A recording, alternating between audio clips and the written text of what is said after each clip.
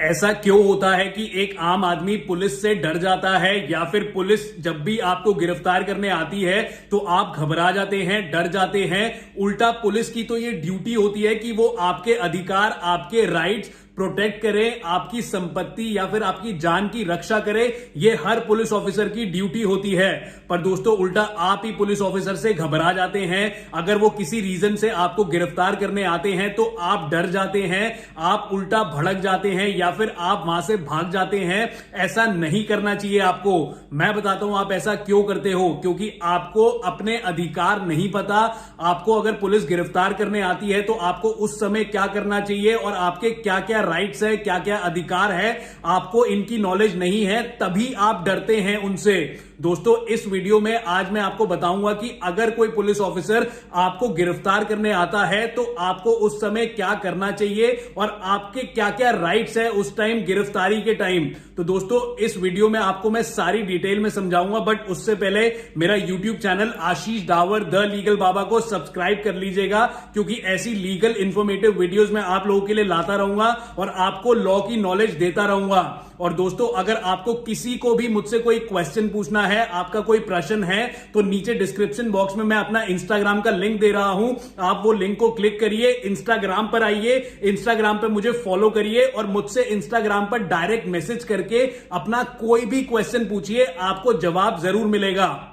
तो दोस्तों सबसे पहले आ जाते हैं कि अगर कोई पुलिस ऑफिसर आपको गिरफ्तार करने आता है, चाहे आपने कोई क्राइम किया है, चाहे आपने कोई जुर्म किया है या नहीं किया, लेकिन फिर भी आपको कोई पुलिस ऑफिसर गिरफ्तार करने आता है, तो आपके पास ये पूरा अधिकार है कि उस पुलिस ऑफिसर से आप पूछ सकें कि आपका क्या अपराध है, आपने ऐसा क्या जुर्म किया है कि आपको गिरफ्तार करा जा रहा है। और दोस्तों ये पुलिस ऑफिसर की ड्यूटी होती है, रिस्पॉन्सिबिलिटी होती है कि वो आपको पूरी जस्टिफिकेशन दे कि आपको गिरफ्तार क्यों किया जा रहा है, आपकी गिरफ्तारी की पूरी वजह आपको डिटेल में बताए।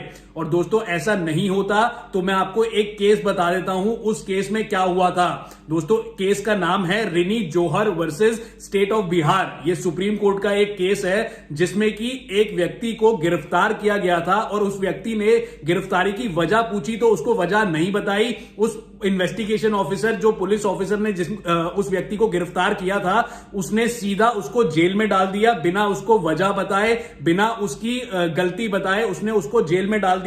और बदले में उस व्यक्ति ने क्या किया, उस व्यक्ति ने सुप्रीम कोर्ट के अंदर एक रिट फाइल करी। दोस्तों रिट मैं आपको बताता हूं, रिट होती है कि अगर आपको आपका अधिकार नहीं मिला तो आपके पास पूरा राइट है कि आप कोर्ट के अंदर रिट फाइल कर सके और अपने अधिकार के लिए आप लड़ सके। तो दोस्तों उसने भी यही किया कि उसका अधिकार उसको नहीं बताया गया था कि उसको क्यों अरेस्ट किया जा रहा है, गिरफ्तार क्यों किया जा रहा है। तो उसने जाकर सुप्रीम कोर्ट में एक रिट फाइल कर दी। उस रिट में जो सुप्रीम कोर्ट का फैसला आया था वो मैं आपको बताता हूं। दोस्तों सुप्रीम कोर्ट ने उस रिट के तहत जो पुलिस ऑफिसर जिसने उस व्यक्ति को गिरफ्तार किया था, जो इन्वेस्टिगेशन ऑफिसर था, उसको 5 लाख रुपए तक का जुर्माना देने के लिए बोला और साथ ही साथ स्टेट को भी, स्टेट ऑफ बिहार को भी 5 लाख रुपए देने के लिए उस व्यक्ति को बोला। तो दोस्तों ये आपका अधिकार है, जब भी पुलिस ऑफिसर आपको अरेस्ट करने आता है तो आपके पास पूरा राइट है कि आप अपनी गिरफ्तारी की वजह उनसे पूछ सके। और ये एक पुलिस ऑफिसर की रिस्पॉन्सिबिलिटी होती है कि वो आपको आपकी गिरफ्तारी की वजह बताए। तो दोस्तों दूसरा अधिकार यह है कि जब भी कोई पुलिस ऑफिसर आपको गिरफ्तार करने आएगा तो उस पुलिस ऑफिसर की ये रिस्पॉन्सिबिलिटी होगी, ड्यूटी होगी कि section 41 subsection B criminal procedure code 1973 के तहत वो पुलिस ऑफिसर हमेशा आपकी गिरफ्तारी के टाइम एक मेमो ऑफ अरेस्ट बनाना होता है उनको। और अगर वो police officer memo of arrest नहीं बनाते तो आप गिरफ्तार होने से मना भी कर सकते हैं। अब दोस्तों मेमो ऑफ अरेस्ट क्या होता है? मेमो ऑफ अरेस्ट एक पर्ची होती है जिसमें कि आपकी सारी डिटेल्स लिखी जाती है। जिस व्यक्ति को अरेस्ट करा जा रहा है उसकी सारी डिटेल्स लिखी जाती है, जैसे कि उनका नाम, पता, डेट ऑफ बर्थ और उनका कहां पर उन्हें अरेस्ट करा जा रहा है, time of arrest, date of arrest. और दोस्तों साथ ही साथ जो पुलिस ऑफिसर आपको गिरफ्तार करने आता है उसकी भी सारी डिटेल्स उस अरेस्ट मेमो में लिखी जाती है, जैसे कि उनका क्या बैच नंबर है, उनका क्या नाम है, उनके सिग्नेचर्स भी होते हैं। आपके भी सिग्नेचर्स होते हैं, जिसको गिरफ्तार करा जा रहा है उसके भी सिग्नेचर्स होते हैं। तो दोस्तों ये होता है अरेस्ट मेमो।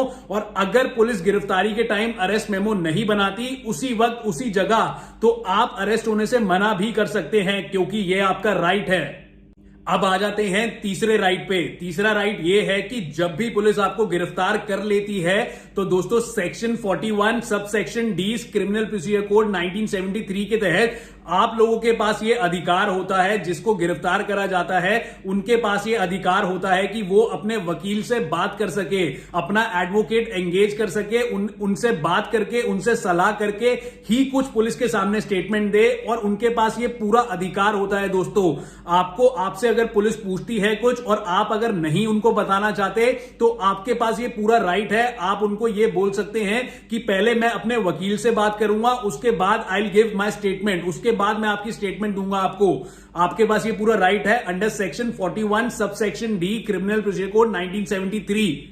अब आ जाते हैं नेक्स्ट राइट पर। अगर पुलिस आपको गिरफ्तार कर लेती है तो section 41 subsection B criminal procedure code 1973 के तहत आपके पास ये पूरा अधिकार है। और पुलिस की ये हमेशा ड्यूटी होती है कि आपको अरेस्ट करने के 12 घंटे से पहले पहले, यानी कि आपको अरेस्ट कर लिया, अरेस्ट करने के बाद जो 12 घंटे हैं उससे पहले पहले पुलिस की ये ड्यूटी होती है कि वो आपके परिवार वालों को सूचना दे और आपसे पूछे कि आपको किसको सूचना देनी है परिवार में। तो ये पुलिस वाला आपसे पूछेगा ही पूछेगा। अगर नहीं पूछता तो आपको मैंने बता दिया है, आप कोर्ट के अंदर रिट फाइल कर सकते हैं उस पुलिस ऑफिसर के खिलाफ, या फिर जब भी आपको कोर्ट में पेश किया जाए आप मैजिस्ट्रेट के सामने या फिर जज साहब के सामने आप ये चीज बोल सकते हैं कि आपको गिरफ्तार होने के बाद 12 घंटे से पहले पहले आपके परिवार वालों को सूचना नहीं दी गई थी पुलिस के द्वारा।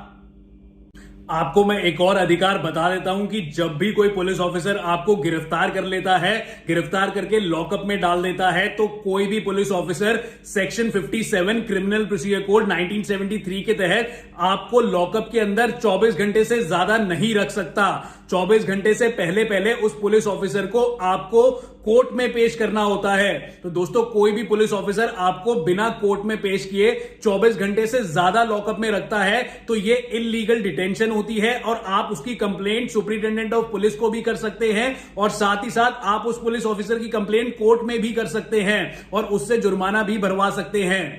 दोस्तों एक और अधिकार है आपके पास कि कोई भी पुलिस ऑफिसर आपको गिरफ्तार करते वक्त बल का प्रयोग नहीं कर सकता आपके ऊपर, अनटिल एंड अनलेस आप गिरफ्तार होने से मना करें, अनटिल एंड अनलेस आप उन्हें अपनी ड्यूटी करने से मना करें। लेकिन अगर आप उनको यह बोल देते हैं कि आप गिरफ्तार होने के लिए तैयार हैं, आप पुलिस स्टेशन चलने के लिए तैयार है, तो सेक्शन 49 क्रिमिनल प्रोसीजर कोड 1973 के तहत आपको कोई भी पुलिस ऑफिसर आपके ऊपर ना तो मारपीट कर सकता है, ना ही कोई बल का प्रयोग कर सकता है।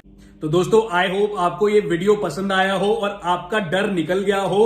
तो जब भी पुलिस अगर आपको गिरफ्तार करने आती है तो आप ये सब चीजें याद रखिएगा और इसके तहत आपको डरने की बिल्कुल जरूरत नहीं है। आपको अगर आपके अधिकार याद हैं, आपको आपके राइट्स पता है अरेस्ट होते समय, तो आपको बिल्कुल भी घबराने की जरूरत नहीं है, डरने की जरूरत नहीं है, ना पुलिस से भागने की जरूरत है। दोस्तों भागने से कुछ नहीं होगा, उल्टा आप फंस जाओगे।